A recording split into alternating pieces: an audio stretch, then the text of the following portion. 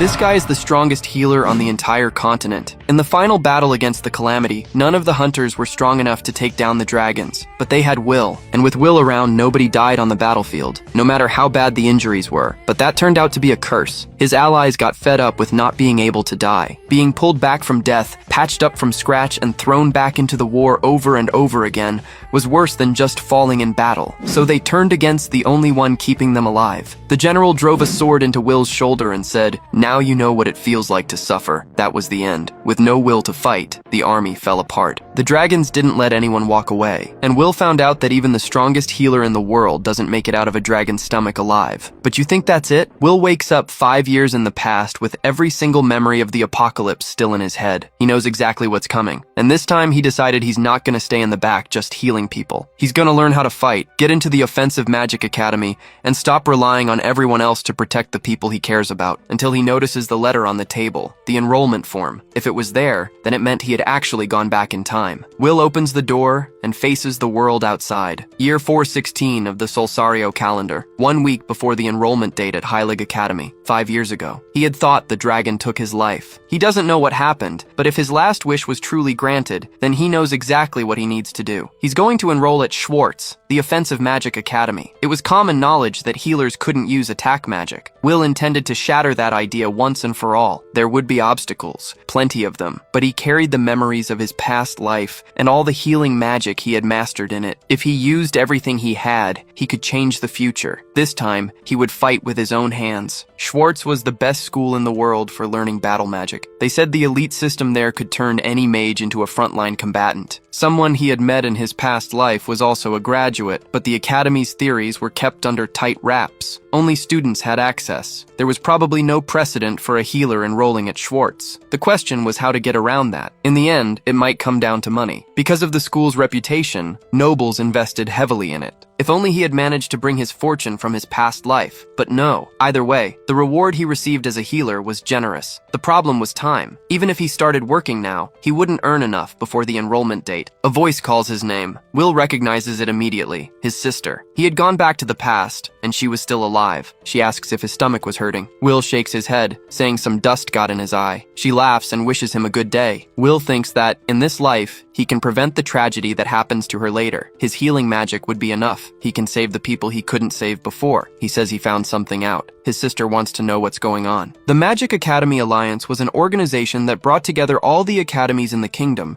and made decisions about magical education. At that time, the president of the alliance also served as the director of Schwartz Academy, but there was a period when he practically vanished from the meetings. At the director's estate that same day, he was standing beside a bed. His granddaughter lay unconscious, drenched in cold sweat. He rests his hand on her face and calls her name, Marie. He says today's healer wasn't good enough either, but that he will find someone capable of curing her. He asks her to hold on a little longer. That was why the president kept disappearing. He was completely consumed with caring for his sick granddaughter. In the previous timeline, the healing magic of the era hadn't been able to save her, and she had died. Then someone comes in through the window and asks if the director would be willing to let him take care of that job. The director recognizes the boy right away. It was Will, the scholarship student from Heilig, whose talent in healing magic was well known within the Alliance, though he hadn't expected him to be the type who climbs in through windows. Will scratches his head and laughs. He thinks his past self would never have done something like that, but losing a life might have made him bolder. Either way, there's no time to waste. Not for him, not for the girl, and he can heal her. The director asks what his intentions are. Will says they can talk about that later,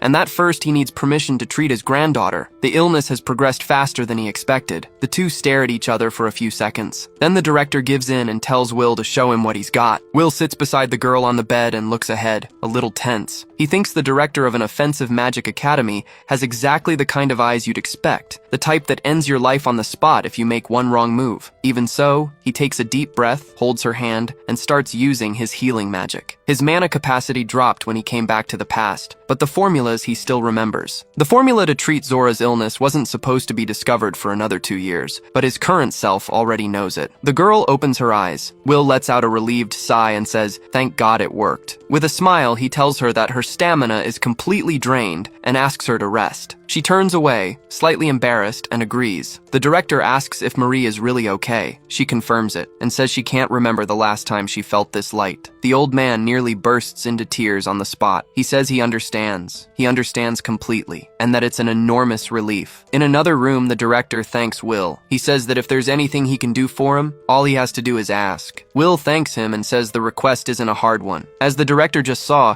his healing magic is top tier. There's nothing left for him to learn in that field. That's why he wants to enroll in Schwartz Academy. The director asks if Will really wants to put a talent like his into an offensive magic academy instead of a healing one, and whether he understands what that means. Will confirms it. The director studies the boy's eyes for a moment. Then he says his authority exists for exactly days like this one, and that he'll take care of everything. He shakes Will's hand. In another room, a man remarks that old fox, when you least expect it, goes and does something so reckless. He wonders if Will can even keep up with Schwartz's curriculum, a soft healer like him. On the day of the entrance ceremony, the director gives a speech in front of everyone. Schwartz Academy is a boarding school specializing in offensive magic, with a unique curriculum, vast grounds, numerous training fields, research facilities, and a massive library. It boasts influential alumni and receives direct support from the kingdom. There is no better institution to learn offensive magic. No healer had ever enrolled there. The director is certain that many hardships await Will, but if he studies at this academy, he will be able to become a true mage. Will thinks about his past. Here, in this place, he will change his destiny. After enrollment and classes begin, Will runs into his first obstacle. A professor tells him to start. Will agrees, conjures a fire spell in the palm of his hand and fires, but only smoke comes out. The professor declares it another failure. He says he can't let Will attend class until he can hit a target with basic offensive magic, and tells him to go practice at the training fields behind the school. Will excuses himself and asks if the professor can at least teach him how to do it. There's no way to practice something he doesn't know. The professor replies that teaching a healer is nothing but a waste of time. Will asked if he could at least study theory in the library,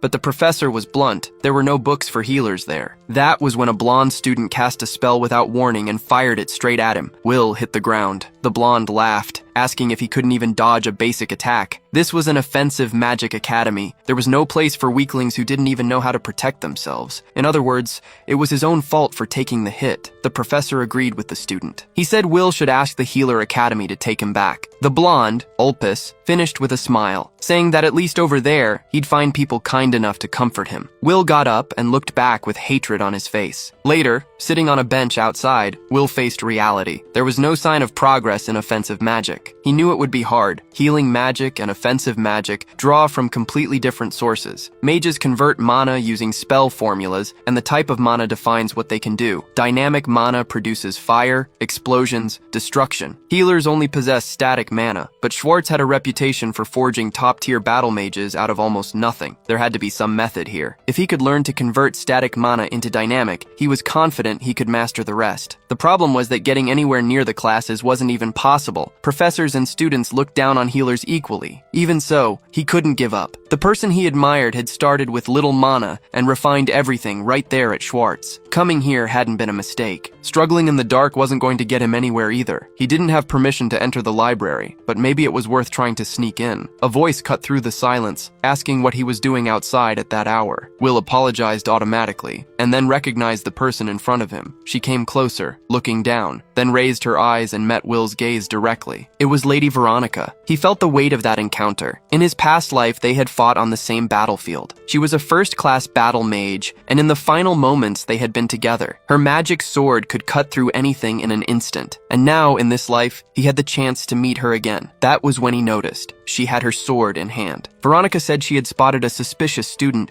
and it was only natural to be on guard. She wanted to know what he was up to, whether he was plotting something or just eager to learn. Will assessed the situation in a split second. Veronica was on a completely different level from Ulpus. If she attacked, he was done. He answered that it was just eagerness. She put the sword away. Said that was fine then. Will confirmed her name, and Veronica agreed, but wanted to know if that was how he addressed a professor. Will was surprised. In his past life, the age gap between them hadn't been that wide. Veronica explained that she had skipped grades and become a professor shortly after, starting that very year. Given her talent, it made complete sense. And that was when Will saw the opportunity. He asked if he could attend her classes and how he would go about signing up. Veronica replied that she didn't have her own class yet. She had skipped grades and barely attended regular classes herself. That year, she was only a teaching assistant, assigned to answer students' questions. The idea was that, being close in age, students would feel more comfortable around her. For some reason, though, no one ever asked her anything. Perfect. Will got straight to the point. If a healer wanted to learn offensive magic, what did she think he should do? Veronica said she had noticed something strange in his mana flow, so it was him, the newcomer everyone had been talking about. A healer learning offensive magic was a rare thing, but if there was any method for handling dynamic mana, she could certainly teach it to him. Will was surprised, but Veronica continued without hesitation. Even so, it would be impossible for him to use offensive magic. He had far too much static mana. Even if he managed to forge dynamic mana,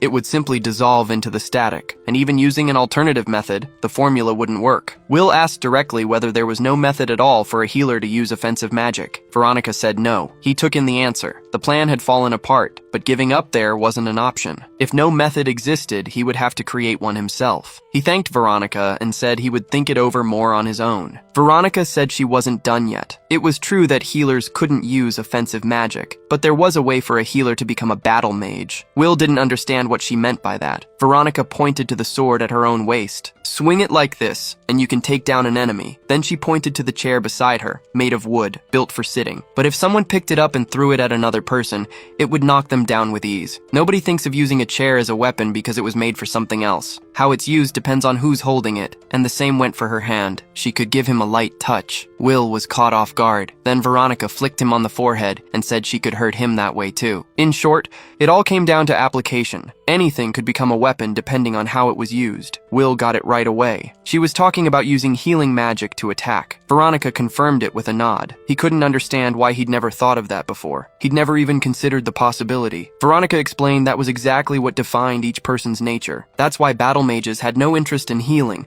and healers had no interest in combat. But he was probably different. The simple fact that he'd enrolled in an offensive magic academy already made him an anomaly. And in reality, his mana wasn't that of a pure healer. Will thought that maybe he hadn't noticed because of the regression. Veronica told him to be aware of that, to embrace the aggressive fury inside him. If he did, his healing magic would surely be capable of crushing enemies. The next day, on the training grounds, Will was still thinking about what Veronica had said. Her analogy had been strange, but it was a real eye-opener. He wondered why she hadn't shown any resistance to the idea of a healer using offensive magic, and it was odd that she already had a theory ready for it. The instructor cut through his thoughts. Since the class had an odd number of students, Will would also be taking part in that day's sparring matches. The fact that he couldn't use offensive magic was his problem. Even if he took a one-sided beating, he'd reap what he sowed. And the matchups had already been decided. Will would face Ulpis. It was an obvious setup. Ulpis Omen came from a well-known noble family and was always surrounded by lackeys. But from what Will had observed in class, Ulpis wasn't just a name. He was a genuine battle mage. Ulpis shouted that healing magic didn't work against humiliation,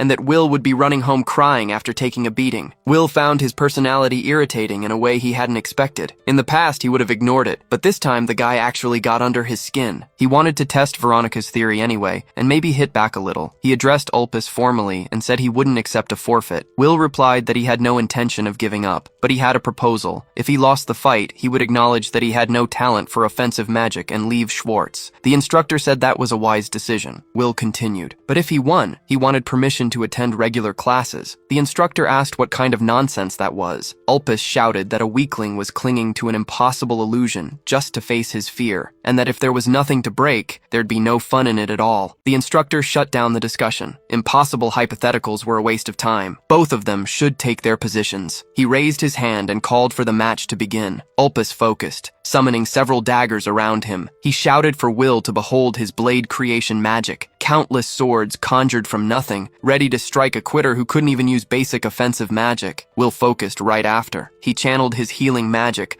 opened his eyes with full concentration, and started dodging the blades from side to side. Ulpis was surprised. Will reflected as he moved. The true essence of his healing magic was the manipulation of life, controlling vital activity and maximizing the body's natural healing power. But healing wasn't the only thing he could control. If he converted that into an offensive form, Ulpus shouted at him to stop acting like he was something special just because he got lucky. Will activated physical reinforcement. He grabbed one of the blades mid-air and, in a single motion, knocked all the others aside. They froze suspended for a moment before dropping to the floor with a dry clatter. That's exactly what I needed. He positioned the dagger in front of him and said he was borrowing it. He was ready to fight. The crowd had no idea what had just happened. Someone asked if that was offensive magic. Will thought no, it was healing magic used offensively. Apparently no one else could tell the difference. Ulpus wasn't having it. He shouted that Will had to be kidding, that he could summon way more blades than that. A battle mage couldn't lose to a healer. Will pressed forward, deflecting every blade that came at him. Ulpus grew even more frustrated. It's not about quantity. He declared he was going to make the swords bigger. He wanted to see what Will thought of that. Will blocked with the dagger. Ulpus shouted in disbelief and pushed harder. He added spin to the blades and threw everything he had. Will figured he'd have to push the physical reinforcement up a little. He blocked the strike. Ulpus shouted that it was impossible. I'll heal myself properly after. Will looked at him. Forgive me. He moved the dagger. A wall of sand rose between them. Both stepped back, caught off guard. The teacher had stepped in. The sand was his. He said there were still other matches to get through and told them both to stand down. Will looked coldly at Ulpus on the ground and asked if he could join the regular classes from next time. Ulpus gritted his teeth and told him to do whatever he wanted. Will thanked him. As he walked away, he thought about what he had just felt. That was his form of offensive magic, and it had worked better than he expected, since he had beaten a talented battle mage his own age. All thanks to Professor Veronica. There was a path for a healer to become a battle mage. He could become a battle mage. He looked up at the academy's flag. Ulpus muttered to the teacher that what happened was an accident during class and could become a problem. He said he really didn't want to have to report every detail to his father, and that the teacher should understand what that meant. The teacher agreed. They couldn't have a healer acting arrogant around there. In the classroom, Will thought that he could finally attend classes. He was going to learn everything there was to know about offensive magic. The teacher walked in, glanced briefly at Will, and turned back to face the class. He announced that the lesson would be about magical tool creation. They were going to assemble ice bombs. He would hand out the materials and they should follow the instructions while infusing mana. Will recognized the format. At the Healer Academy there was a similar class,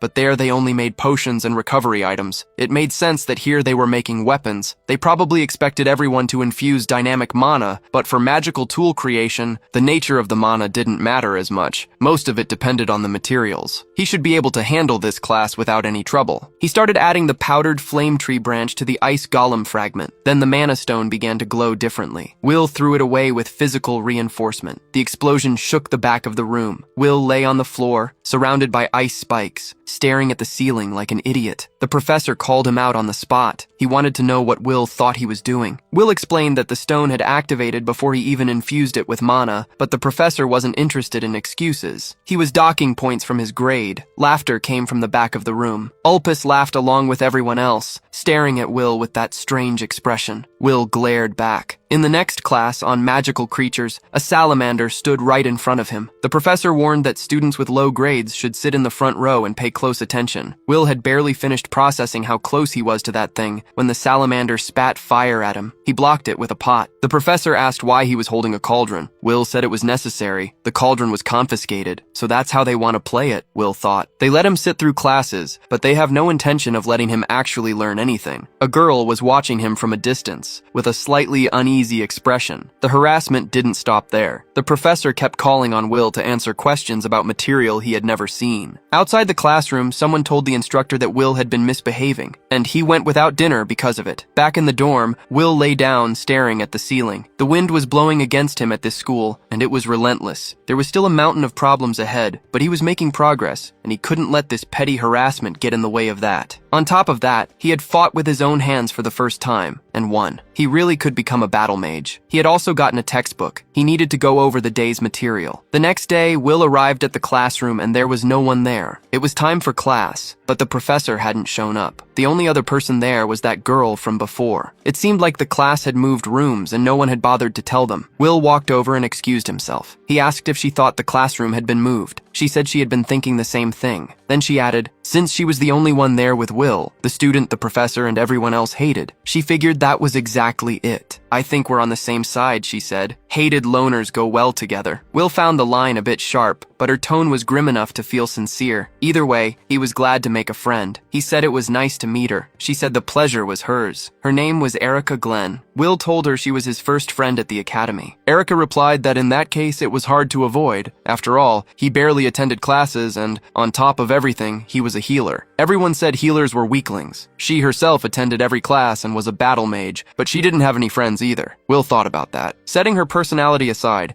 the discrimination against healers ran deep. In his past life, he had been recognized too quickly to ever face that kind of thing. But at an academy that specialized in offensive magic, the prejudice was strong, and studying there meant having to fight against it too. Erica sighed and asked why he had come to Schwartz. Will said that being born a healer was no reason to stay out of the fight. Erica looked surprised. He said he had his reasons and asked why she had come. Erica explained that she came from a small noble family in the countryside. No boys had been born, and her parents were worried about the family line dying out. They figured that if she could make a name for herself as a mage, she might be able to take on the role of family head. Will said he understood. Graduating from Schwartz would certainly make that possible. Erica admitted she had almost no talent for offensive magic. Because of that, she couldn't make friends, classes were painful, and it was just the worst. But now she had made a friend. As long as she had Will, an even bigger failure than herself, she wouldn't feel so insecure about her bad grades. Will said things might not turn out the way she was thinking. Erica asked what he meant. Will answered that first they needed to find the room where class was actually happening. Erica decided to follow him. In the classroom, Will announced they had arrived. The professor responded coldly that they were late. Class had started a long time ago. Will apologized, explaining they hadn't known about the room change. The professor wasn't interested in excuses, and since Will was there, told him to solve the problem on the board. Erica was outraged. They had just arrived. How were they supposed to know? And Will had barely had any classes yet. Will looked at the board. The professor warned that if he got it right, the matter would be dropped,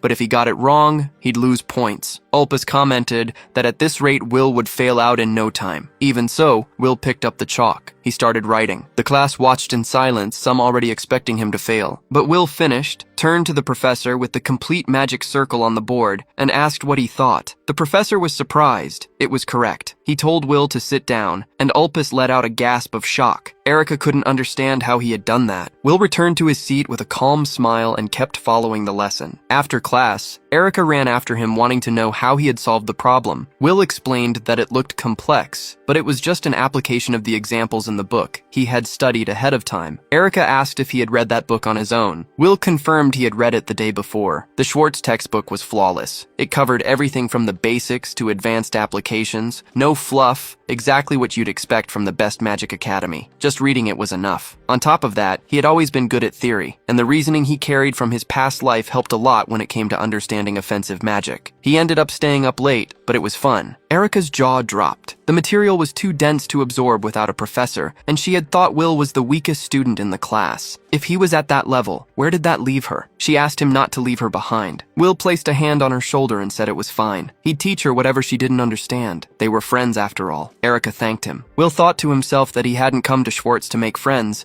but having Erica around opened up possibilities. So he told her he needed a favor in return. Classes weren't just theory. The next one was general offensive magic, which was exactly why he had failed and been removed from every class before. He could manage now. He had even beaten Ulpus, but general offensive magic was still out of his reach. He had a plan, and he needed her help. He explained the difference. General offensive magic used formulas that had already been analyzed and structured, accessible to anyone who learned them. Unique magic, on the other hand, was created within the user, and only worked for that specific person. Schwartz had separate classes for each. For unique magic, there was no single right answer, and there he could get by using his offensive healing magic. But for general offensive magic, without casting the spell, there was no passing grade. The professor confirmed it plainly. Will might have done well on the written portion, but the practical side was a different story. If he didn't cast offensive magic, he'd fail. The task was simple. Hit the target with a fireball, the most basic spell of all. Without that, he could forget about advancing or graduating. The professor suspected Will had used healing magic in the mock battle,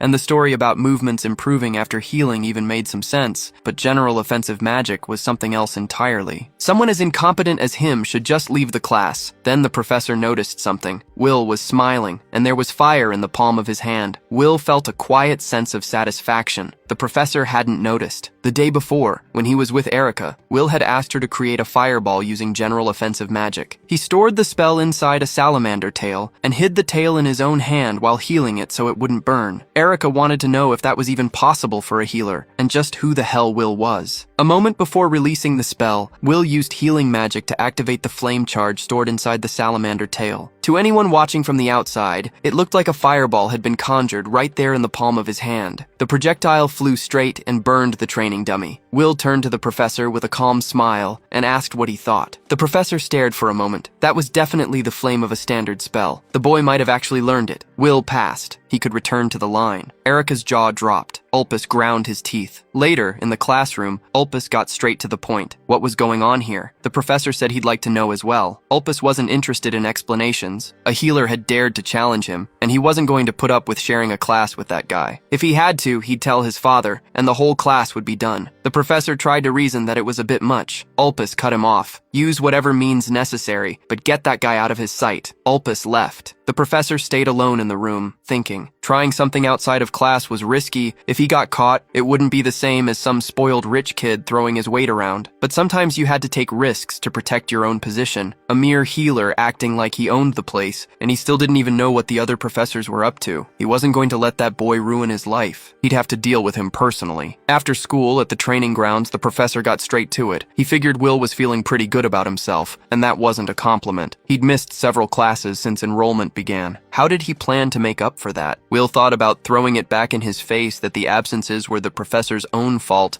but decided it wasn't worth it. He explained that he'd asked a classmate for the missed material and studied on his own to cover everything. There was no problem. The professor didn't move. In cases of absence, supplementary lessons were mandatory, and the content was decided by the instructor in charge. It would be a simulated battle against him personally. Will took a second to process that. A professor fighting a student. The professor said he'd give him an advantage. Considering the difference in skill, landing just a single hit would be enough to pass. Since he was being so generous, there was no reason to run. What the professor didn't say out loud was what he was thinking. With that magic, the boy's attacks would never get close. All he had to do was beat him until he understood the difference in strength. Then he'd listen to what he had to say. Will agreed. He'd do it. The professor smiled and activated his magic. Will had seen that magic once before. It was the one that lifted the ground. He dodged quickly, but a strike came from above too. He ducked, and the next one came from below again. The professor asked with contempt if running was all he knew how to do. Will straightened up, analyzing the situation. Unlike creation magic,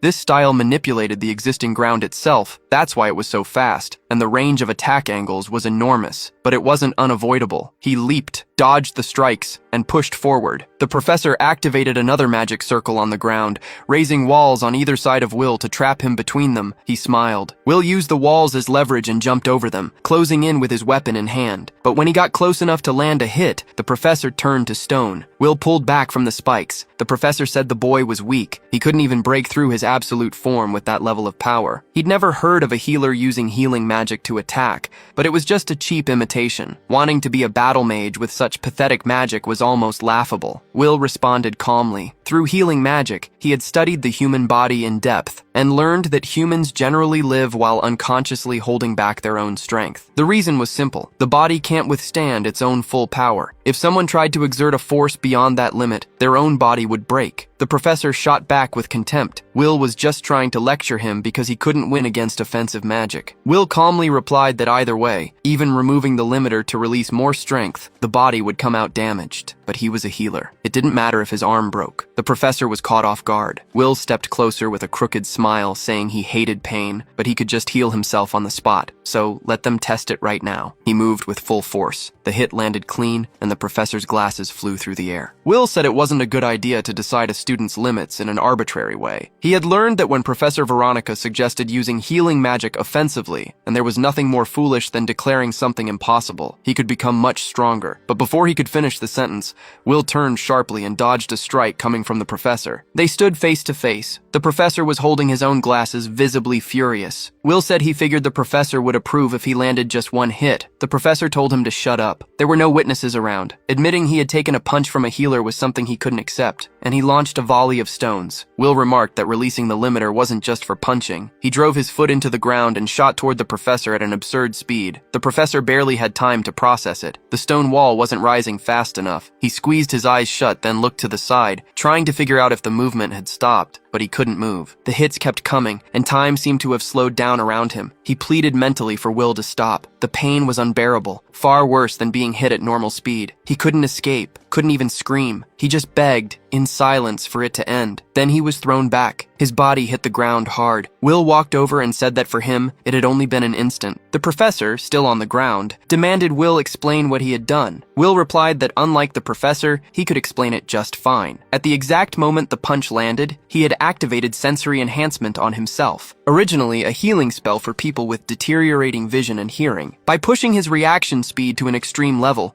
his senses became absurdly sharp, making 1 second feel like dozens of separate moments. He had wanted to know how much it hurt to take a hit in that state. Then he asked if he had passed the lesson. The professor said yes. Will added one more thing. He knew it would be hard to get rid of deep-rooted prejudices, but if the professor kept going down that path, he would make sure the man got well acquainted with exactly what kind of pain his own body was capable of feeling. All he wanted was to attend classes without being bothered by other students. Could the professor guarantee that? Later, in the hallways of Schwartz Academy, the professor walked alone, still trying to process what had happened. He had always believed healers were weak, with no combat ability, meant to obey offensive mages, but Will was different. He didn't just have fighting skill, he had real killing intent. Ulpus appeared and asked if the lesson was over, remarking that Will was one step closer to expulsion. The professor told him to shut up, and to stop messing with Will. Thinking of him as a simple healer was a mistake Ulpus couldn't afford to make. Ulpus said that wasn't what he wanted to hear, and reminded him that if he told his father everything, the professor knew what would happen. The professor told him to go ahead and do it. He paused, thought for a second, then added, if Ulpus went to his father over this, there was a good chance it would be him getting expelled, not Will. Instead of the Omen family making their move as expected, it seemed like Will would be the one extending his claws in the future. Ulpus was left alone in the hallway. He slammed his fist against the wall in frustration, cursing the situation that was closing in around him. A few days later in class, Will yawned. Things were pretty peaceful. The professor had apparently talked to Ulpus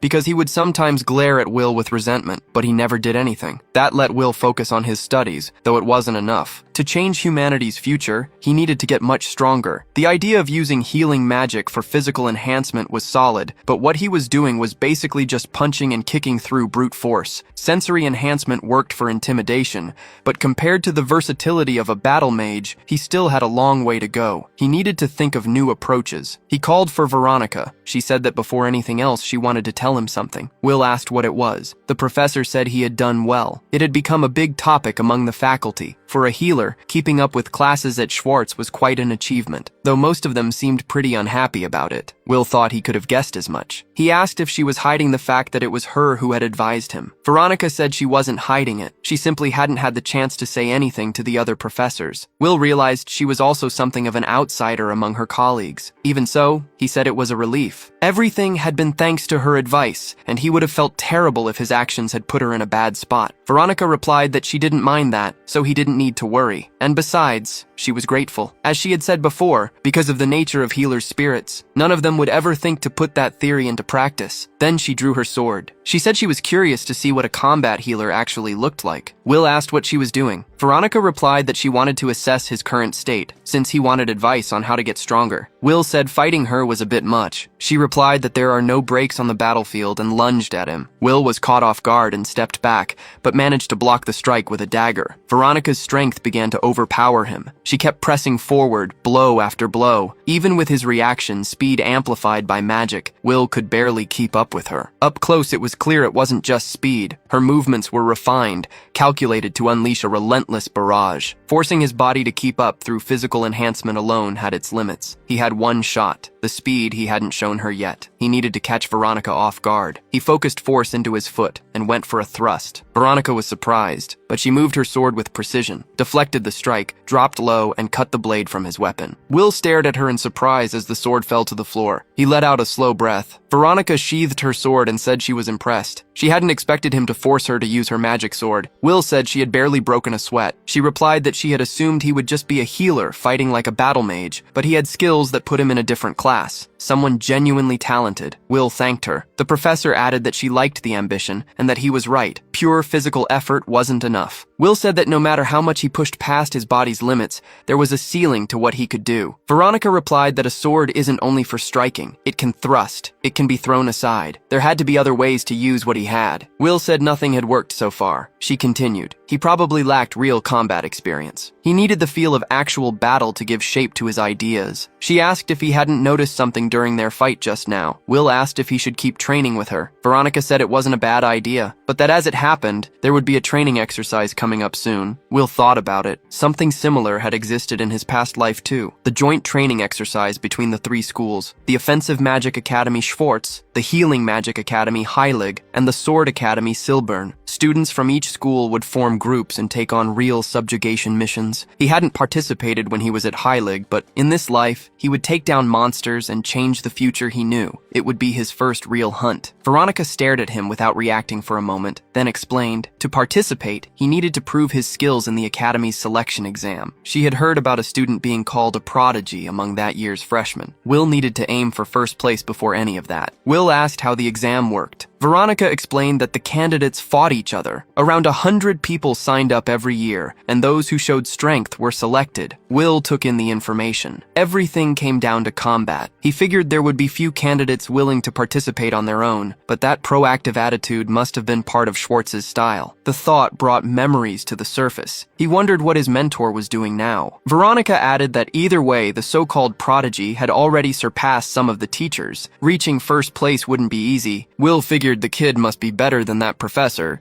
so he asked if she hadn't met this student in person. Veronica said there was apparently a teacher involved, so no one came with questions. Will sensed that wasn't the only reason. She told him not to worry. She would help with training too. Will thanked her. The day of the selection exam. Will walked along thinking the day had come in the blink of an eye. He had prepared as much as he could. Now it was time. A voice called his name. Will recognized it quickly. Director Alniram Goldgren. Alniram said it had been a while, and that his granddaughter had been doing well since then. Even though Will had saved the girl, the director regretted not being able to see him after that, and he knew adjusting to Schwartz must have been hard. Will replied that he had struggled at first, but was completely fine now. He added that he was aiming for first place in the exam. The director laughed, saying that was impressive. A voice cut through the air behind them. It was a professor, and the tone had nothing friendly about it. He remarked that this was a joke, this guy wanting first place. As the training supervisor, he said he would love to teach punks like him a lesson. Will recognized him immediately. In his past life, he had crossed paths with this man, the Purple Lightning Goat, offensive magic that had earned him heroic feats in the Great War. Personally, Will held no good memories of him. Goat went on. Combat was talent, and training and effort couldn't replace that. Being a healer meant Will had no chance of winning. Will stared at him coldly. Alniram stepped in, saying the exam would begin shortly, and the results would speak for themselves. There was no point in arguing there. Goat agreed in passing, and added that either way, the one who would face Will was Sirius. A young man with long white hair approached. Sirius Bluenote nodded to the director. Will thought, so this was the prodigy, the opponent he needed to defeat to reach first place. The two looked at each other,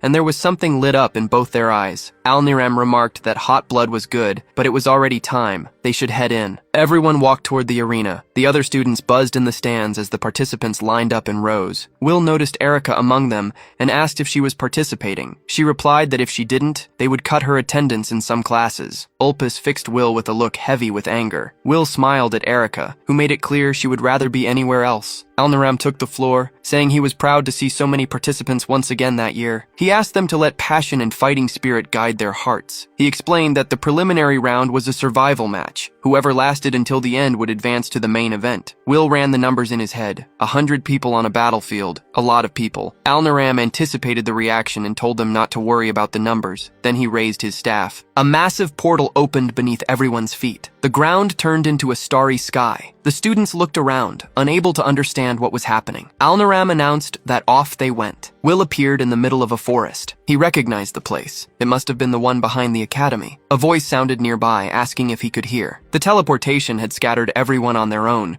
They should avoid strong enemies and cooperate with anyone they knew. Starting positions depended on luck. Will muttered that a spell capable of teleporting 100 people at once was just absurd. The director ignored the comment and declared the selection exam had begun. Will jumped immediately, landing on top of a branch. He compressed his presence to a minimum, suppressing his vital signs so he wouldn't be detected. But when he looked back, there were already 3 students fighting each other close by. One of them ordered his golem to advance. A girl ran toward the 2 of them with a magic hammer in hand. A third one, blonde, unleashed a blizzard and froze both of them in place. Will watched everything carefully. It was a good opportunity to study a variety of offensive spells. It would be a waste to stay on the defensive just trying to pass the test. And besides, he wanted to test a few things himself. The golem boy defeated the other 2. He celebrated out loud, saying everyone must have seen how strong his golem was. Will appeared behind him before he finished the sentence. He grabbed his head firmly and activated the consciousness disruption spell. The boy passed out on the spot. Will looked at him for a second. The technique manipulated the flow of life to force the opponent to black out. It required direct contact with the head, so it was hard to use without a clear difference in power, but it neutralized without causing any injury. Professor Veronica would be pleased. He turned and dodged a series of knives that cut through the air toward him, embedding in the ground all around. Will sighed. Ulpus, you never learn. The noble said he didn't know what he was talking about, that he just wanted to pass the exam, and that he was going to use everything he had to do it. The 2 companions behind Ulpus moved in together. Ulpus conjured knives with his magic formulas. The second coated the blades with poison. The third replicated everything with shadows, multiplying the poisoned knives several times over. Ulpus warned that the knives would pierce skin at the slightest touch. In that quantity, it didn't matter how fast Will was. He wouldn't be able to dodge all of them. The blades were launched. Will calculated quickly. He could neutralize the poison with healing magic, but taking scratches from all of that, even with physical enhancement, was going to be a problem. He activated the healing spell in his hand. Then something threw itself in front of him. The golem blocked everything, absorbing the knives like a shield. Ulpus didn't understand. The golem belonged to the boy Will had taken down. Will figured out what had happened. Healing magic normally only works on living beings, but the golem operated through a mechanism powered by the summoner's blood. He couldn't control it with precision, but by injecting life force, he could direct it just enough. The golem advanced on the group. It landed a clean punch on one of the subordinates and sat on top of the other. Ulpus complained that his men had been beaten down so easily. Will was already in front of him. He grabbed his face with one hand. Good night. Ulpus blacked out. In another part of the forest, the golem was facing a water spell. Will watched from a distance, satisfied. Physical enhancement limited him to close-range combat, but the golem covered exactly that weakness, and there was still time left to study the other students' spells. Then a hurricane formed at one corner of the forest. Will frowned. What was that now? The gust came toward them. Will jumped to dodge, and the cyclone swept through. The golem and the students nearby were knocked down all at once. When Will landed, he looked to the side. Someone was approaching. It was serious. Exactly as Will had expected. Impressive skill. Someone who wouldn't be easy to beat. Will was still weighing whether it was worth testing that when the director's voice cut through the air. Enough effort. The preliminaries were over, and all 4 had passed. The main event would be the following day, in the arena. For now, they could take care of themselves. The teleport spell would activate in moments. Will watched his rival from a distance. Sirius did the same,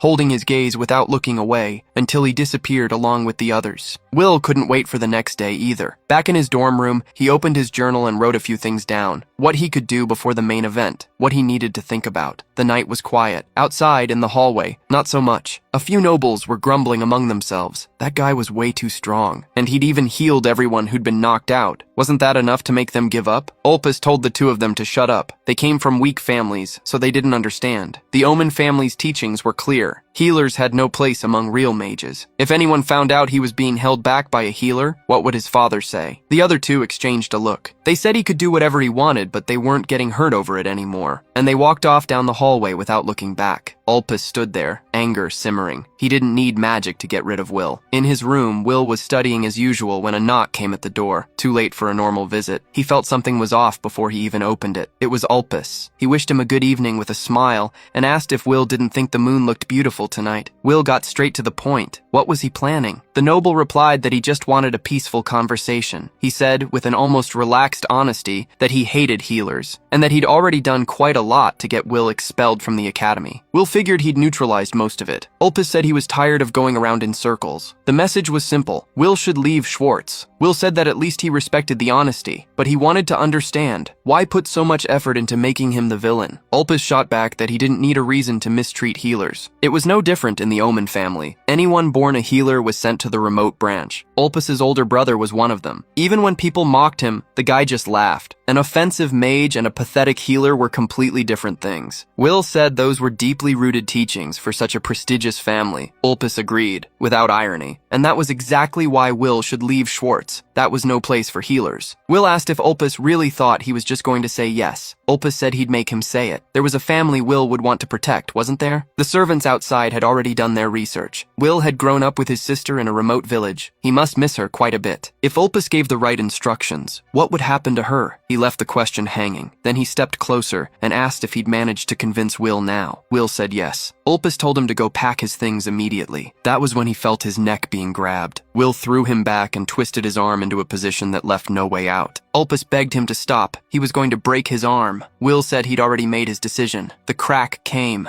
Ulpis started breathing in gasps, his voice coming out in fragments. If he showed up with a broken arm like this, the academy wouldn't stay quiet. Neither would Will's father. Will said it was fine and healed the arm. Ulpis realized what had happened and looked up, confused and relieved for a second, until the next crack. Will had broken it again. He said he'd heal it and break it again, as many times as it took, until Ulpis asked him to stop. Ulpis asked. Will let go of his arm and spoke calmly. Coming after him was one thing that he could handle. But if Ulpis started going after his sister, he would never let it go. So it was better for the noble to beg sincerely from the bottom of his heart, while Will was still only breaking his spirit. Ulpis stayed on the floor, trying to make sense of what had just happened. A demon wearing a healer's face. He never should have gotten involved with that guy. Because what awaits is something worse than death. And so the night passes. The protagonist tells Ulpis not to forget the promise. No laying a hand on him ever again. Will stretches out in his room and thinks that, honestly, that was a little refreshing. But now he's going to sleep until the next day comes. A few hours later, the main event finally begins. Alniram calmly takes everything in from his seat. Bode and Veronica settle in nearby. Will watches the situation and thinks that the four who made it through the preliminaries are going to face each other in one-on-one battles. Even so, he can't believe she actually made it through. He turns around and finds Erica standing right in front of him. The girl explains that she built walls of fire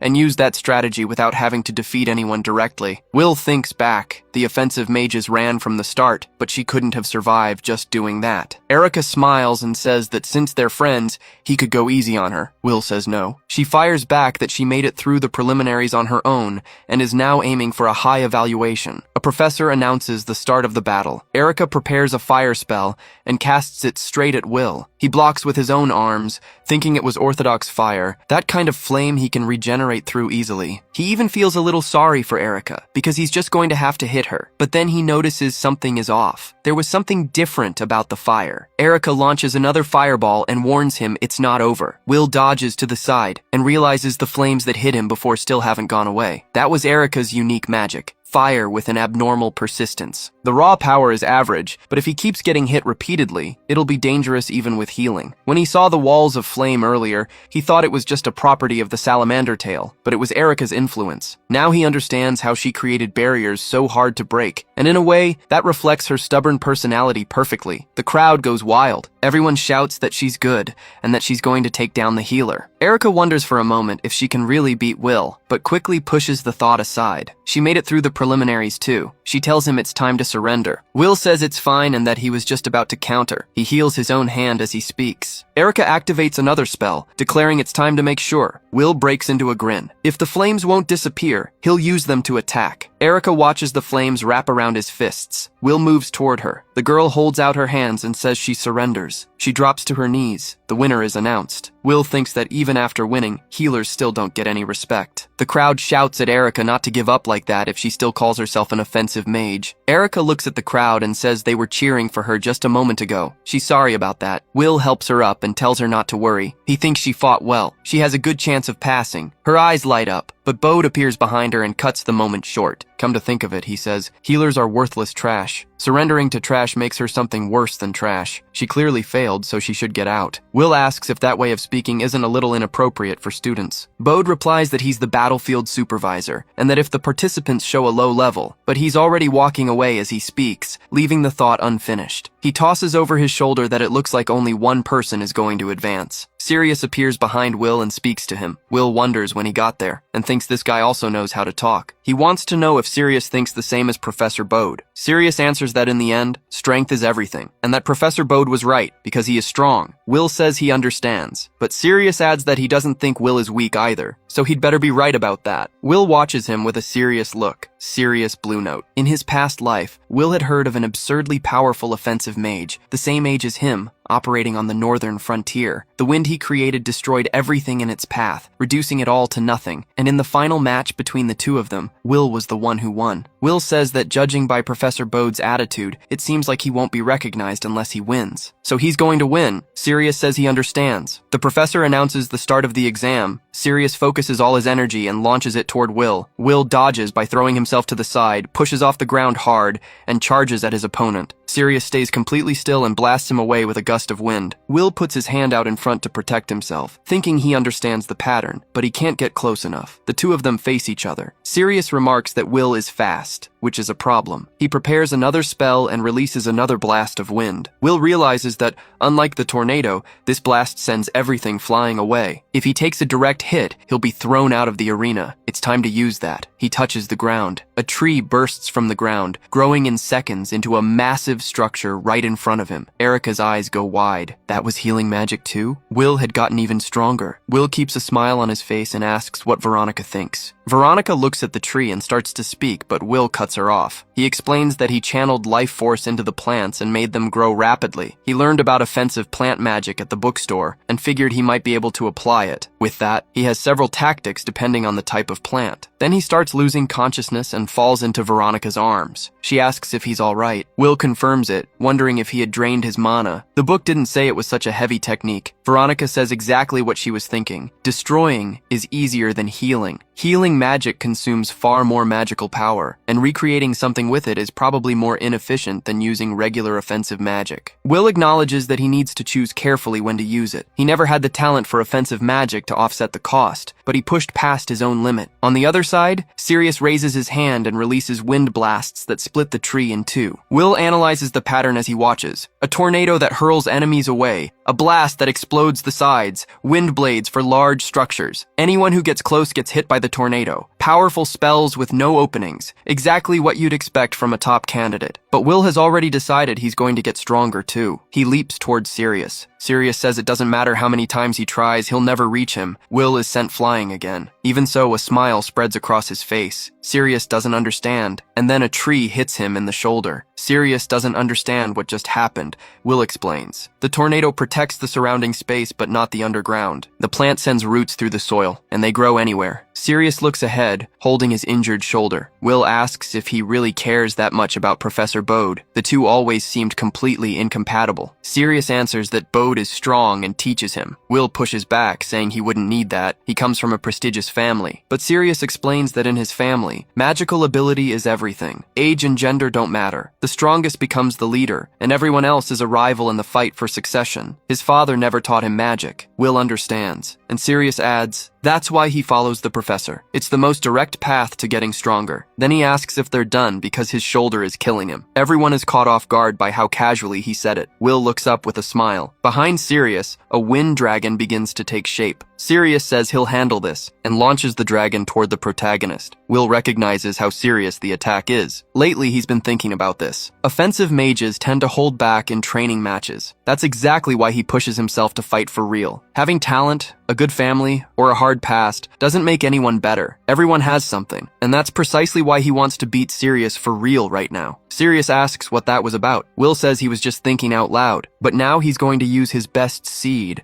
Vines shoot up in front of him. Leaves unfold in the same instant. Will summons the Yggdrasil, the world tree, with everything he has. Normally, it would take a long time to grow like this, and forcing that growth drains far more magical power than any other plant. But but the more power he puts in, the more power it carries. The tree charges toward the dragon. The dragon splits the tree in two and keeps coming. Sirius sighs. He watches the pieces of the tree fly through the air. Then they start to glow in the sunlight. Sirius doesn't understand. How is it still in one piece? Will explains. This plant has an absurd vitality. Even a single branch can keep growing without stopping. While Sirius was generating the dragon, his defense was wide open, and the world tree didn't waste the opening. The Yggdrasil hits Sirius dead on. Sirius crashes to the ground, injured. Will points a blade at him. Sirius says he lost. The announcement rings out. The winner is Will. The crowd buzzes with excitement. The healer beats Sirius in a direct duel. Maybe he really is strong. Sirius stares at the ground and sighs. Will reaches out a hand, saying it was close. Exactly what you'd expect from a prodigy. Sirius replies that it still wasn't good enough. Will doesn't get it. It was a great fight. Before he can say anything else, Bode appears and hits Sirius with a lightning strike. The boy goes down even harder. Bode kicks the tree off him, then pulls him into his arms and tells him he failed and that he'll train him again. The crowd murmurs that he has a really harsh way about him. Bode turns to everyone and says the same goes for any idiot watching. He can't accept a healer finishing in first place. Dead silence. Will questions whether this is going too far. He's the one who won, but that doesn't mean Sirius is weak. It was a good fight, and if they fought again, Bode cuts him off. He says Will shouldn't even bother responding to him. Talking about a good fight, about future potential, that's nonsense. On the battlefield, ability is everything. Whoever loses gets treated like trash and loses their life. Simple as that. Will thinks that Bode is doing this to his own student. Then he speaks. He defeated Sirius and proved his ability. Being a healer doesn't mean being weak. Bode replies that this level of strength. In the past, Bode and his classmates pinned Will against the wall. Will said that healers don't fight, but they can help everyone with their healing magic. It was a division of roles, and without teamwork, humanity would perish. Bode was silent for a moment. Then he spoke. His students stood on the front lines to buy time while the others escaped. But those cowards were taken down by small monsters as they ran. The students who stayed behind and fought with nothing to gain lost their lives,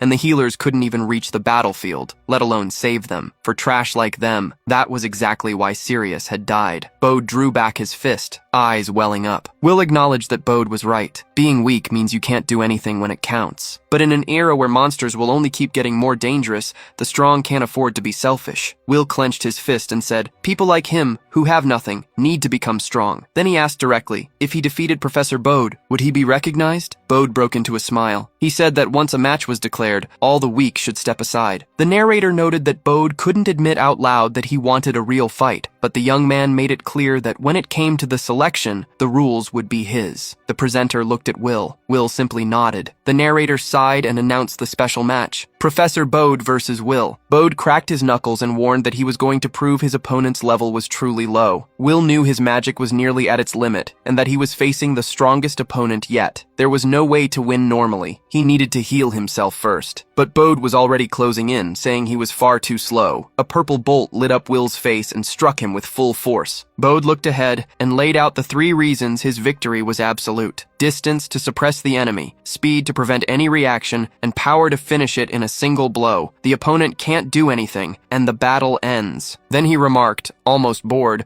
that Will couldn't even hear him anymore. Will asked where that finishing blow was. He was still standing. Will knew about Bode's unique lightning magic. To minimize the damage, he needed to redirect the current away from his body's core. No matter how powerful the strike, if the brain burns out, no healing magic can fix it. So he created a blood circuit that conducted the electricity quickly. Taking it in through his arm and dispersing it through his leg reduced the impact. He could handle it. It was time to counter. Bode scoffed with arrogance. He said Will had managed to hold on, but barely, and in terrible shape. Will activated his physical enhancement, but his mana ran out the next instant, and he felt his body lock up. He couldn't channel any strength at all. Bode explained there was an absolute rule. Anyone struck by the purple bolt gets paralyzed and can't move. Will moved anyway, warning that was going to be a problem. Bode kept smiling. He said that, come to think of it, Will had been doing just fine a moment ago. Another bolt hit him. In the stands, Erica clasped her hands together, crying. Will cursed the situation. Bode was genuinely strong. His unique magic had no openings, and all that arrogance made sense now. Even so, Will got back up. He was determined to win. He announced that this was his last seed and his last spell. He activated plant manipulation and shouted for the tree to grow. The aquatic treasure tree sprouted in front of him. Will calculated it absorbs large amounts of water from the ground. Used as a shield, it would disperse the electricity. Bode demanded to know what that was. Will looked up. just as surprised as the other students. Bode simply split the tree in two. Will admitted he had no way out. Bode walked closer with a mocking smile, asking if that was his last move. Ending with a defensive technique was pathetic. But then he noticed something beside the tree. Mushrooms were starting to sprout all over the split wood. "What is this?" Bode muttered. Will could barely believe it had worked so well. Some plants and mushrooms grow faster after lightning strikes. When a forest burns to ash, they're the first to appear with no competition. That mushroom was one of them, but that wasn't its only trait. Bode stared at the mushrooms with a strange look. A second later, his expression changed. "My body feels weak." That was the opening Will needed. He focused his energy and closed the distance between them at a frightening speed. Bode smiled. He threw a punch loaded with lightning straight at him. Will spat blood and went down. "Idiot," Bode said, not even bothering to look his way. "Obviously, I'm superior in close combat too. My unique magic manipulates electricity. If I reinforce my own body and move at enhanced speed, a paralysis effect is nothing." Will lay on the ground, thinking that even after all of that, he still hadn't managed to win. "So this is your defeat," Bode said, closing in again with his electrified fist raised. A blade appeared pointed at him. Veronica was standing behind Bode, sword in hand, voice steady. "Enough! This has gone too far, Professor Bode." The professor let out a heavy, irritated sigh. "Veronica, you shouldn't interfere. You're a new hire. The match has already been decided," she replied. "Continuing only serves to hurt him. This guy can heal his own wounds. He can keep going." "Can he?" Veronica didn't back down. "If he had magic to spare, sure, but he has no stamina left. He's just wasting my fighting spirit." Veronica released her energy. Bode did the same. The two moved toward each other. "Enough." The voice came from above. Alniram landed between them, hovering for a moment before touching the ground. "The two of you fighting here is the real nonsense," he said, looking directly at Bode. "Stop this." The principal's gaze left no room for argument. Bode looked away. "Fine." Alniram turned to Veronica. "I owe you an apology. I didn't explain the situation properly to you." He cleared his throat and straightened up. "With that, the main event of the selection camp is over. Everyone may leave." The students began filing out of the Coliseum. Will tried to heal himself on the spot, but cursed his lack of magic. The recovery was barely moving, and he didn't want to accept that. Before he could push further, Veronica lifted him up in her arms. He froze in surprise. "You did well," she said. "Don't push yourself anymore." Will was speechless for a moment. Then he nodded, turning her words over in his mind as he tried to believe them. It wasn't good enough. The night passed. Will lay awake thinking. That was the ability of a first-class offensive mage. It wasn't just raw power. The level of tactics was completely different, refined in a way he could barely keep up with. And even with people like that, humanity had still fallen. He needed to get stronger. In the morning, he knocked and asked to come in. "Will, finally," Alniram said. "The injuries are fine, as expected. As soon as my power comes back, I heal on my own," Will replied. "Then participating in the training camp won't be an issue. You were the winner of the main event, so you'll be taking part. Besides you, Sirius and Erica also passed." Will frowned. "But Professor Bode said everyone failed, and I didn't win." Alniram gave a half smile. "That happens every year." Alniram explained that it was done on purpose every year. Telling everyone they had failed was a way to create a sense of urgency in the students and push them to their limits. In the end, most of them ended up passing anyway. Will found it strange at first, but it made sense when he thought about it more. In his past life, Bode had been one of the heroes who fought on the front lines until the very end, defending humanity even in a world he disagreed with. That was just who he was, his way of being a good teacher. Alniram went on. Will would be assigned as an offensive mage in a group formed with students from other academies, and the group would be expected to take on monster subjugation requests. It would be the first time since his regression that Will would face real monsters. 5 years after that point, in his past life, monsters had been the direct cause of humanity's destruction. Originally, monster was just a term for any creature with magical power, not necessarily hostile. They sometimes attacked humans, but it was survival instinct, natural competition. From an ecological standpoint, they were neighbors, not always aggressive. But in about 2 years, everything would change with the arrival of the Red Moon. Monsters would become more violent, start banding together across species, and begin killing humans for no reason other than the desire to kill. 2 years after that, the Demon King would descend. Humanity fell at a disadvantage quickly. Nations perished. Offensive mages, the most valuable on the battlefield, died one after another for all kinds of reasons. Knights the same. Even healers, who normally stayed far from the front lines, were swallowed up by the collapse. Will lost his life. Almost no one who fought survived. Within months, humanity would be on the brink of extinction. He couldn't let that happen again. He needed to become stronger than anyone who had existed in his past life, accumulate enough power to hold back mass invasions, and, if possible, find out what had really caused the Red Moon. moon. Alniram watched Will with a half smile. You've got a lot of determination. The same eyes as the day we met. He said Will would be fine, and that the teachers were careful about the training field for a reason. There was something he wanted to say specifically to him. Will wasn't quite sure what he meant by that. Outside, he found Erica and Veronica waiting. The three of them were talking when Will noticed more people approaching, Sirius and Professor Bode. Will mentioned that he'd heard Bode's strict teaching style came from how much he cared about his students. Bode stepped closer with a stern expression. I don't know what you're talking about. Weaklings who can't even land a hit on me have no business being arrogant. Will thought the professor hadn't changed one bit. If you understood that, Bode continued, then work hard on the battlefield. Thank you for dealing with Sirius. I'm grateful as well, Sirius replied. Will turned to him and said he was still pretty quiet. Sirius gave a restrained smile. Thank you. Because of that, I was able to focus completely on training and get even stronger. That's Professor Bode's way of teaching. As long as you survive and manage to get your revenge, it's not a defeat. That's a good lesson, said Will. Get stronger. Sirius broke into a real smile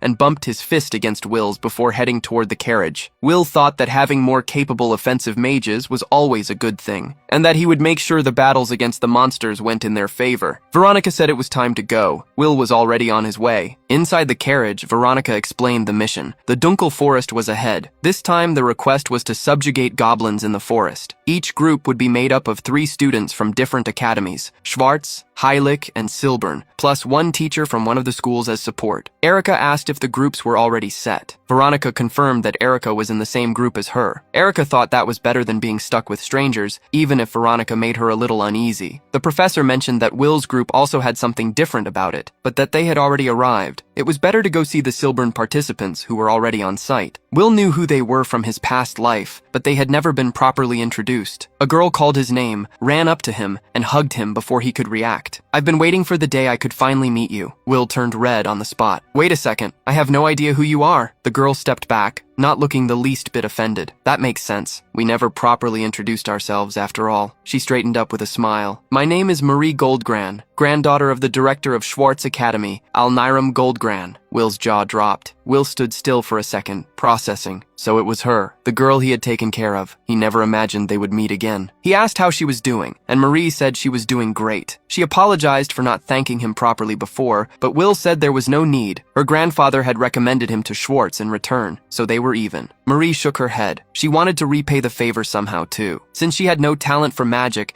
she enrolled in Silbern and threw herself into fencing. The result was reaching the top of the academy exams. Turns out I have a knack for the sword, she said, laughing. Will thought about that. From bedridden to first place in the exams in such a short time, she was absurdly talented. Marie took his hands firmly. You can count on me, Master Will. That's why we ended up in the same group. Will smiled and said they would give it their best together. And he understood in that moment what the director meant when he said he was counting on him. Marie turned suddenly, saying someone from Heilig had arrived and that they should go greet them. Erica commented that their group seemed well put together, and Veronica agreed. The atmosphere was already good. Marie looked around, searching for the other group members. She asked if Master Ren and Turf had arrived yet. Will recognized the name. The door opened, and a man appeared asking everyone to be patient. They were on their way out. He stopped outside and introduced himself as Master Ren, wanting to confirm whether those were the students joining his group. Will felt something tighten in his chest. It was his mentor. In his past life, this man had been his master and the best healer he had ever known. He celebrated internally at being in the same group. Behind Ren, a scholarly-looking young man appeared, complaining that the professor still hadn't come down properly. Marie identified him as Master Turf and introduced herself. Turf said it was a pleasure, but his eyes went straight to their joined hands. And you are? Turf asked in a tone that didn't hide the disdain very well. Will, from Schwartz. An offensive mage, Turf muttered. Ren stretched without any ceremony and declared that this was their group. They could do as they pleased. He would be watching. Marie frowned, questioning that attitude. Will thought that was exactly how his mentor had always been. He stepped toward Ren and asked if he could call him mentor. Ren raised an eyebrow, wanting to know why. Will explained that he could use healing magic, but had never had a teacher for it, and he wanted to learn from him. Ren was surprised. An offensive mage who also used healing. He said he thought he had heard something about that, and that the group's formation seemed intentional. When Will asked if that was all right, Ren shrugged. Call me whatever you want. Marie immediately said that if Master Will was calling him that, she would do the same. Turf tried to object, but it was no use. Erica and Veronica exchanged a glance. The group was already way too friendly. Each team received their designated area, with the cabin serving as a base. The goblin territory was a little deeper into the forest. As was customary in combat, healers didn't go to the front line. They would stay at the base. Marie pointed out that Ren was a healer,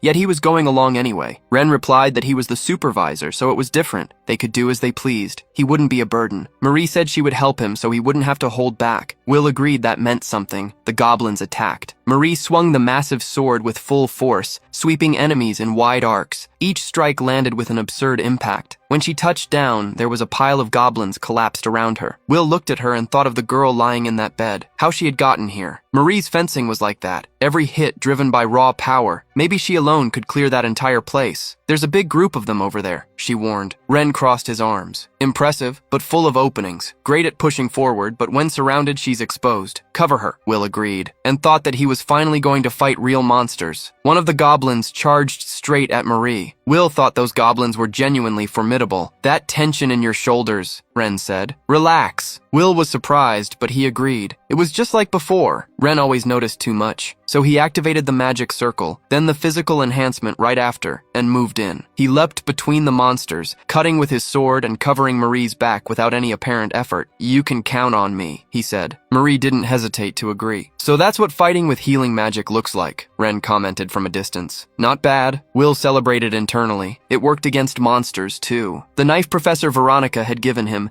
carried a different kind of force than Ulpus's blades. Cleaner, more precise. You spread yourself across explosive power and fencing at the same time, Marie said. It's really impressive. That's enough for today, Ren announced, already walking. Let's move on. Marie mentioned she felt lighter somehow. Will said it was thanks to their mentor. Ren's healing magic had indicators for serious conditions, but his real skill was speed. So casual, so subtle, that no one around him even noticed it had been used. That's why non-healers never understood just how extraordinary it was. Will had asked about it once. I don't do it to show off, Ren had answered. If you're healed, that's all that matters. Will said nothing more, but he thought the world hadn't noticed. The greatest healer in the world was Ren Kaitos. Later at the group's cabin, Ren reviewed the day. Good group. You all did very well today. Everyone came back without injuries, so I didn't do anything, Turf said. Providing healing through meals is also a healer's duty, Ren replied. And you did that well. The taste was thanks to your special sauce. Marie said the professor was truly incredible. He wasn't just a healer. He seemed to have knowledge of the front lines, too. When you treat a lot of injured people in the field,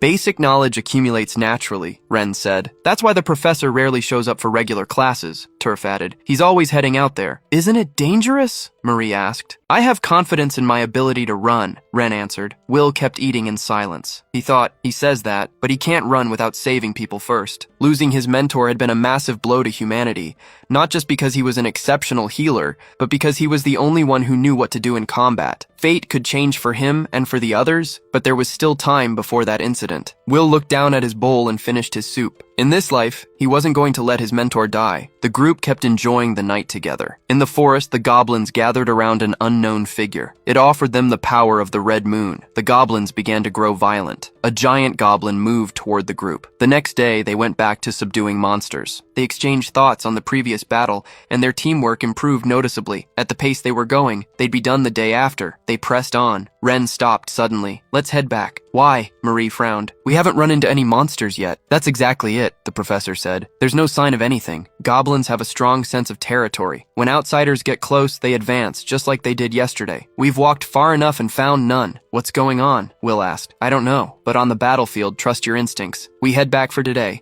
and when we get there, we call another group to join us. I trust Professor Veronica's group, Marie said. They have a base near here. Well informed, Ren said. Let's go there. Will hung back as the others moved ahead. That off-pattern behavior from the goblins had a bad smell to it. Marie called out that they were close to the road leading to the neighboring base. Will tried not to think about his past life. He knew he couldn't. But what appeared in front of him wiped out every thought. Erica was there, hands bound with rope, completely unconscious. Marie moved forward without hesitating, saying she was going to save her, but the ground gave way strangely under her feet. A trap. She drew her sword on instinct and drove it into the soil before she could fall all the way down, holding on tight. Even so, she warned the others to watch out. It was a trap. and they had used Erica as bait. "More coming!" Ren shouted. Arrows cut through the air toward the group. Will intercepted every single one with his knife before they could land. The goblins charged right after, red eyes blazing, ready to fight. Marie climbed out of the pit while Will read the situation. They were surrounded by dozens of them. It was too coordinated. The movements reminded him of the red moon, but it wasn't supposed to appear for another 2 years. Will felt his stomach tighten. Was the tragedy already unfolding? Erica groaned and stirred slightly. She was still alive. This wasn't the time to dwell on it, but knowing that was enough to steady Will. "There are a lot of them," Marie said. "At least she's alive." Will touched the ground. "Leave it to me." Roots burst up around the group, forming wooden guardians that blocked the goblins on every side. Will told Marie she didn't need to stay on the front line. With the archers behind the fight, it would be easier to find the openings. She could set herself up properly. Marie planted herself and let everything loose at once, breaking the enemy formation with a heavy strike. "What do you think?" she asked, satisfied. A goblin tried to attack her from behind. Will hit the monster in the neck before it could reach her. "I'll cover the gaps." "Great work, you two," Ren said. "I'll go rescue the young lady." "Go," Will answered, but something was wrong. A bad weight settled in his chest before he even understood why. The red moon's effect made monsters violent. That much he already knew. What he hadn't expected was what started rising from the ground. An ogre. It had been hiding underground, and the red moon was making creatures of different species act together. Will realized he was too far away to help. It was just like his past life. No matter how hard he tried, he couldn't protect everyone at the same time. The ogre's fist came down toward Ren. Ren focused his magic and used physical enhancement to dodge the blow at the last second. Will stood still for a moment. His mentor had learned the offensive healing magic he had taught him. The ogre turned and tried another strike. Ren ducked, leaped with everything he had, and landed behind the monster's head. "Good night," he said. Ren hit the ogre with a mental shock. The creature lost consciousness and crashed to the ground with a dull thud,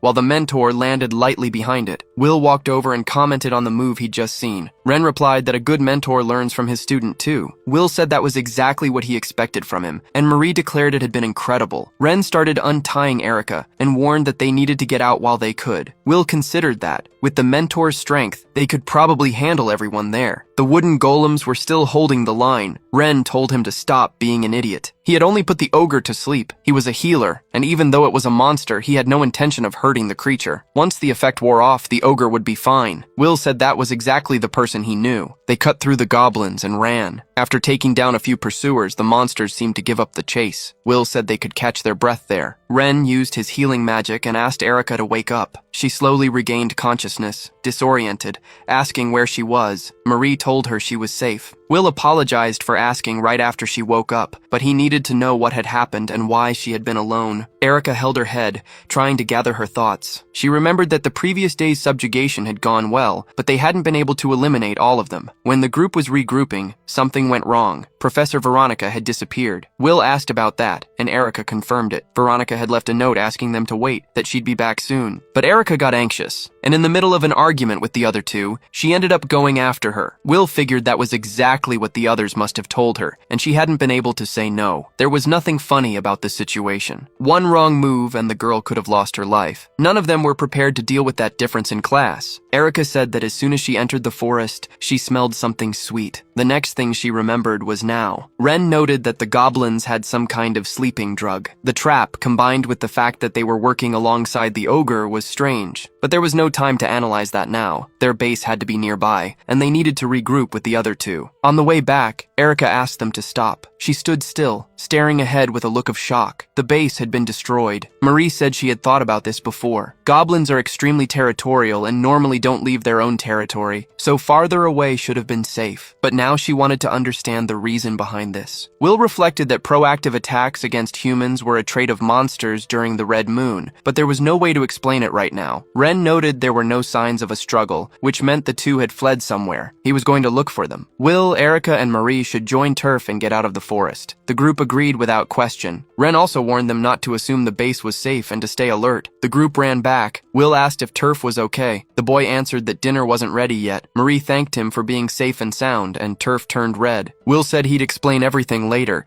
but they needed to leave now. Then he turned and noticed something. He slowly closed his fist. The ogre was in front of the house. It had followed them. Erica panicked, asking what they would do. Will said in a low voice that he was just realizing how pathetic he had been up until now. Erica didn't understand what he meant. Will replied that he was going to take that ogre down and that he believed they could win. Against a horde that size, teamwork would be essential. Marie shouldn't push herself like before. She just needed to land the right hits, leaving the front line to the wooden golems. Erica should hold back the goblins ahead with her flames. The girl said, in a bitter tone, that someone like her had been captured so easily. Will said her flames were very useful. Erica was surprised by the compliment and swallowed hard before acting. She unleashed a burst of fire at the goblins. A wall of flames formed in front of them, and the monster stopped, pulling back in fear of the heat. Erica cheered, relieved. It had worked. But Will noticed something was wrong. The ogre was pushing through the barrier. Unlike the goblins, that monster was on a whole different level. Will ordered a wood golem to move in and shouted for Erica to use her flames. She obeyed. The golem wrapped itself around the ogre and caught fire along with it. The monster let out a cry of pain. Will called for Marie as he moved forward. She understood without needing any further explanation. She used all her strength and hurled the ogre away. The monster slammed into the ground with a crash. Marie said it had been excellent teamwork. Will agreed, but the relief didn't last. The ogre got back up. The gash across its stomach was already closing, flesh regenerating right before their eyes. Marie asked if they should keep attacking until the regeneration stopped. Will said no. There was no guarantee they could take it down that way. They needed the right method. Before he could think any further,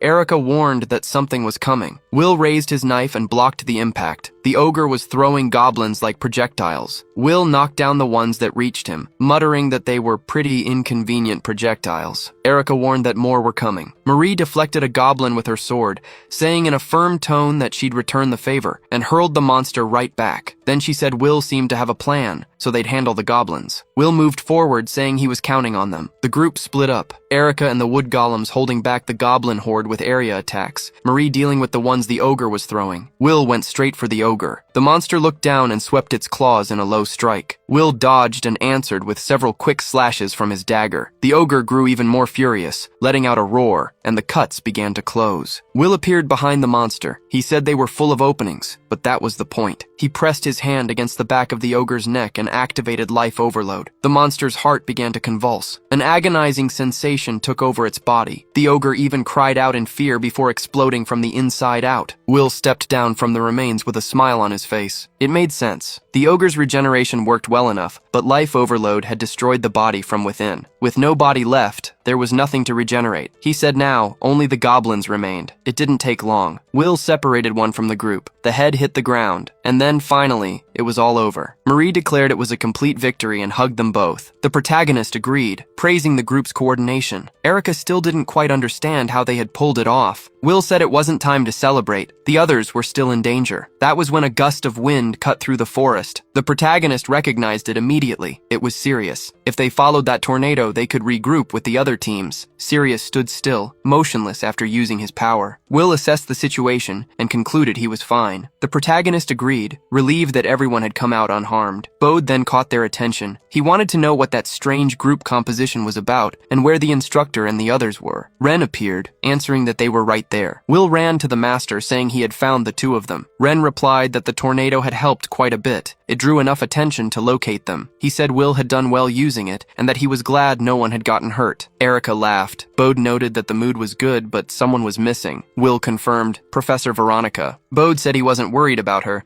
but that they couldn't pull back without at least letting her know. Ren announced he would keep watching the remaining students and asked whether the other professor could handle the group while they split up. The professor said yes. Sirius and Will would head out to look for Veronica. The protagonist tried to extend his auditory perception to track living presences, but he hadn't practiced enough yet to distinguish them with any precision. He would have to do it the old-fashioned way. It didn't take long. He found Veronica, and she was still fine, but something was off. She was clutching a red moon crystal in her hands. Then she looked back. Will tensed. It was the same light as before. The professor tucked the crystal into her pocket and asked what he was doing there. Will denied any suspicion, said he was looking for her, that the monsters had been acting strange, and that the training had apparently come to an end. Veronica said she understood and that they would head back now. Will asked her to wait. He wanted to know what that stone was. The professor replied that it was nothing. He pressed. He wanted to know what she had been doing all that time, leaving the other students behind. He asked her to answer him. Veronica opened her mouth. She said she was sorry, but that she wasn't usually open about her methods, and that he would do well to stay quiet about it. Will sighed, sensing her aura. The professor told him not to worry, that she wasn't going to do anything bad. said. He couldn't say anything more. He tried to push further, but he didn't have enough power for that. And more than that, he wasn't ready to suspect Professor Veronica. In his past life, she had been his companion, and so the training camp came to an end. That night, Will couldn't sleep. He kept wondering whether Veronica was involved with the Red Moon. In his previous life, she had never been like this, so he watched her from a distance. Noticing she was talking with another professor, he activated his presence concealment and moved closer, carefully. The other professor said he had received a request to leave campus and wanted to know where she was going. Veronica walked away, saying it was personal. Will thought it over. Maybe she was going to do something related to the Red Stone. He had no choice. He had to follow her. Veronica walked through the city. Will followed. He knew he had left without thinking it through. If he was wrong, he was nothing more than a stalker. But he couldn't just ignore that concern. Not when there was a real chance of learning something before the tragedy repeated itself. And if there was any way to clear Veronica's name, he needed to find out. It was the first time Will had returned to that city since his past life. After graduating from the Helig Academy,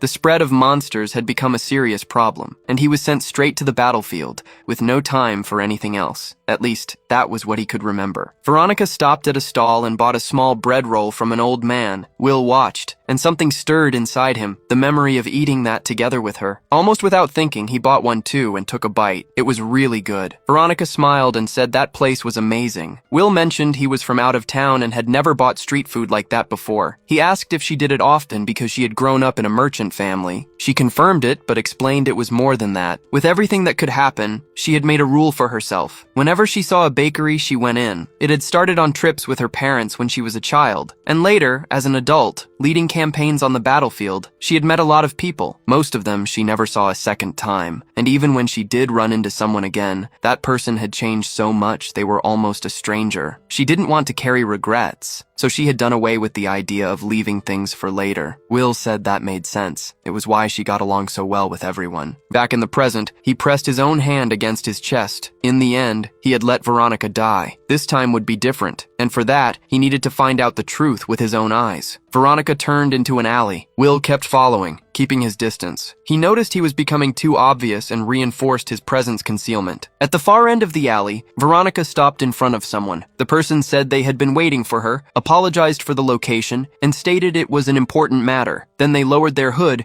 and said it was time to talk about the item they had agreed on. Veronica took the stone from her pocket and handed it over. The man held it with both hands and froze for a moment, then burst into barely contained excitement. He exclaimed that it was simply extraordinary, that she had a remarkable talent, exactly as he had always believed. With that, the church's wish could finally be fulfilled. They would make the Red Moon draw even closer. Will felt the weight of those words. So that was it. It was all connected. The Red Moon, the stone, the church. But his focus slipped. The presence concealment began to unravel. Veronica noticed immediately and turned with her sword already in hand. Will barely had time to react to the strike. He could only call out her name. Veronica said so he had followed her. She stood facing him, her posture closed off. The man behind her remarked with a tone of calculated disappointment that he had asked her to come alone. He said he was sorry she had broken the agreement, as he had truly believed he would be gaining a new companion for the order. Veronica replied flatly that he should consider it an accident. The man said that was fine. In that case, he would let her handle it, and the order would still welcome her. Will waited tensely for her answer. Veronica refused. She said she was only there to investigate, and that she had no intention whatsoever of sacrificing a student. Will said he was sorry, but he needed to understand what was going on. Veronica sighed and admitted the mistake had been hers. She should have explained things sooner. That day in the forest, she had sensed something strange. What she had found that day was a monster in a berserk state, and near it, a red stone. Veronica described the strange feeling she got when she held it. When she channeled magic into the stone,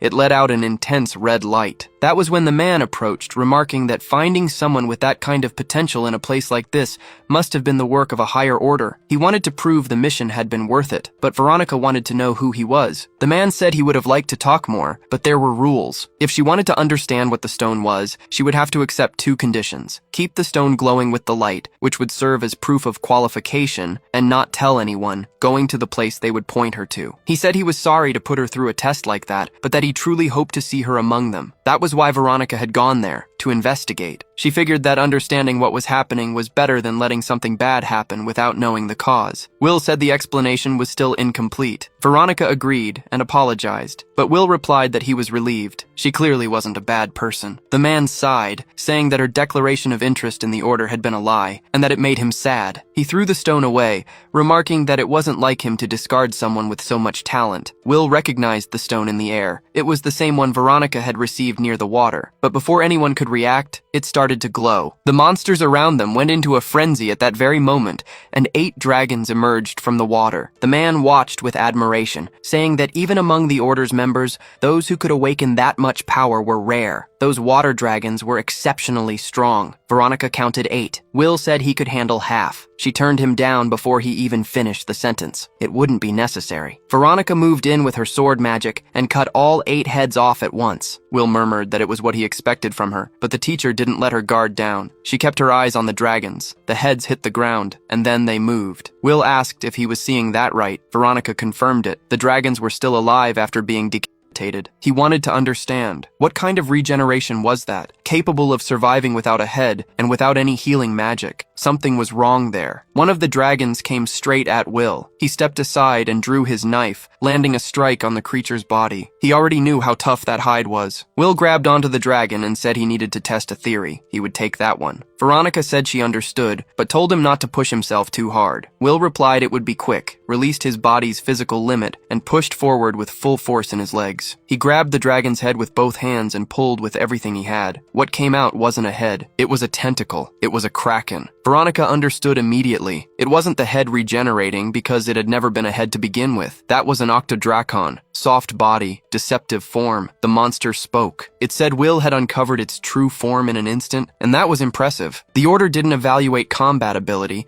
so it wouldn't be able to eliminate him there. At that point, it would act against their wishes anyway. It introduced itself as Owlroot and declared it would bring them both down with its own hands. Will looked at Veronica and asked if she could handle the monster. Her sword magic would probably be more effective against that type of creature than anything he could do. Veronica said she would follow his call, but she couldn't put a student in danger. Will grabbed her hand. He activated physical enhancement and said he'd be back after taking down Owlroot. She just needed to stay safe until then. Veronica smiled, calling him a reckless student. Then she turned and said fine, but that he needed to watch out for one thing. That man probably had something extra up his sleeve. Will was surprised. She went on, saying he had already proven it wasn't impossible. He moved forward. Owlroot remarked that he was very fast, then touched his own chest, saying he was too. Will lunged with the knife, and the mage blocked with his staff. Will hadn't expected that. Owlroot said he seemed talented at everything. The two pulled back, repositioning for the duel. The mage noticed he had taken a cut to the face. It hurt, but he could heal it. Veronica watched from a distance and explained. The red stone emitted a passive flow of mana that resembled offensive magic. In other words, Owlroot was a healer who could fight. Will asked how he knew the combat methods for healing magic. Owlroot answered that of course he didn't, but watching someone like Will in action, he was able to learn, as if Will himself were his teacher. Will thought that this had once existed as a combat method for healers. He wanted to know how far these people had come. Owlroot said that at this point, it was clear Will had been talented from the start, and that he was very envious. He would love to meet the person who had taught him. He asked what Will thought, whether he had any interest in joining the Order. Will said he had to be joking. He would never become one of those pieces of trash, not even if he were reborn. The healing magic in his hands took on a reddish hue. Owlroot was surprised. He said that was a shame then. He moved toward Will, declaring he would finish him off right there. Will blocked with the dagger. He thought that Owlroot's physical enhancement was strong. The Order, the red stone,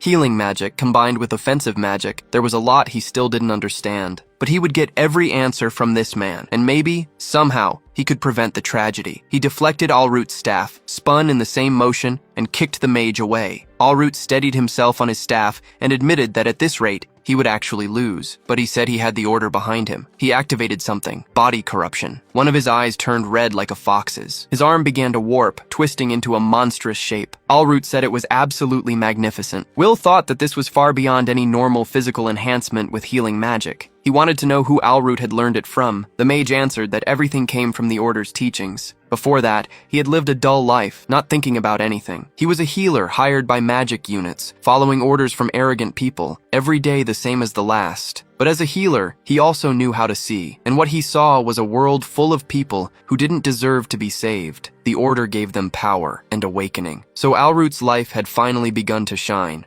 Will said he didn't know what Alroot had realized, but what he was doing was wrong. If he kept going like this, a lot of people would lose their lives. Alroot struck his own deformed muscle and answered that everything was fine. The order said it was supposed to be this way. Then he hurled Will hard across the alley. Will hit the wall and coughed up blood. Alroot walked toward him, declaring that justice always wins. Will thought about that. Because of an empty shell like him, his younger brother, teacher Veronica, and so many others had lost their lives. Alroot stopped, surprised. He wanted to know how Will was still standing with that much damage built up, but there was something different about him. Will started healing his own arm. The wounds closed almost instantly. Alroot couldn't believe it. Every wound had healed in seconds. What kind of recovery was that? Will said he would never forgive Alroot, and that he was going to make him suffer something worse than death. Alroot charged forward, saying he would take Will's life too fast for him to have any chance to heal. Will moved at the same time, hitting the monstrous arm with everything he had. Alroot was pushed back by the impact. Will told him not to start screaming over that, because he wasn't even close to done. Alroot had barely processed the thought that Will was moving too fast when an uppercut landed clean on his jaw. He flew back, got lodged in the ceiling of the alley, and dropped to the ground completely knocked out. Will looked at the motionless body and said Alroot was already out cold. He'd deal with him later. Then he turned to teacher Veronica, who was still facing the Kraken. She focused and delivered a massive slash with her sword, the flash magic. The creature was split in two, each piece falling to the ground like slices of sushi. Veronica noted that Will seemed to have finished too. The monster's regeneration was strong, so it had taken some time. Will agreed that the Kraken had been a tough opponent, but he turned right after, slammed Alroot's face hard, and drove his body into the wall. He pressed the knife against the mage's face and said he was going to answer some questions. Alroot replied that it would be that way then, and asked Will not to make such a scary face. Will said that was up to him. He had a lot to ask. He wanted to know what the cult was and what its goal was. Alroot said a believer never leaks information to outsiders. Then he pressed his own dagger against his neck and declared that he would devote his life to the cult. He wished long life to the cult and took his own life. Will froze. Alroot wept, saying he had sacrificed himself to protect the cult's secrets. He was a perfect believer. With that, his soul would be guided to the world of desires of Lord Claudios. But then Alroot's mind began to clear. He realized the wound had disappeared. Alroot murmured, confused. He was sure he had hit his own trachea. The pain of the cold blade had been real. Will said he was surprised when Alroot did that. He had underestimated his faith, but he was able to heal him. Alroot said it was impossible. He had died. Will replied that he could heal even so. Alroot insisted that was impossible for any normal healer. Will said he wasn't normal, and that in the future he would be the best healer in the world. Then he let the threat hang in the air. If he could heal someone on the brink of death, he could also hurt someone to that point and heal them again as many times as needed. Alroot understood what that meant and was terrified. Will asked if he was ready to talk. Alroot thought he had no choice, but before he could open his mouth, something took over his mind. A voice ordered him to die. Panic spread across Alroot's face. He collapsed to the ground, crying with no control over his own body. Will stepped back, shocked. The man was dying on his own. Veronica shouted for him to get away. Something was wrong.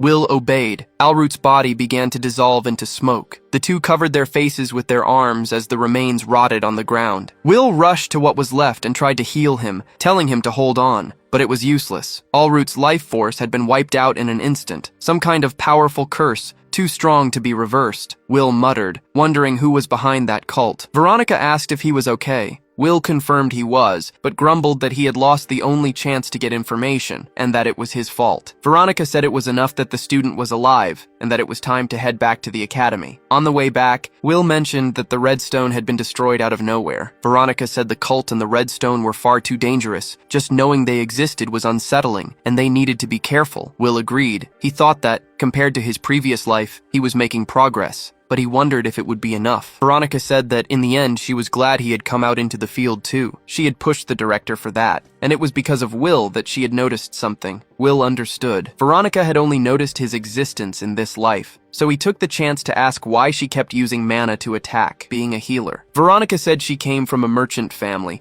and had always had plenty of chances to interact with healers and attack mages. Maybe that was why. Will said that if that alone were enough, mana research would already be far more advanced. Veronica admitted she couldn't explain it properly. It was like someone had told her something when she was young, a vague feeling, hard to pin down. Will wondered if that person might have some connection to the cult. Veronica changed the subject and asked if he wanted to eat some bread. Will was speechless for a moment, then agreed. Even with so many mysteries still open, Will had managed to find a clue to steer away from the destruction he knew. Of course, he was also punished for leaving without permission. Elsewhere, in a noble mansion, a man died quickly. There was a vampire bite mark on his neck. A voice asked if he had died and said it was now coming for her. The woman sighed. She said she would do it if it was an order from the cult.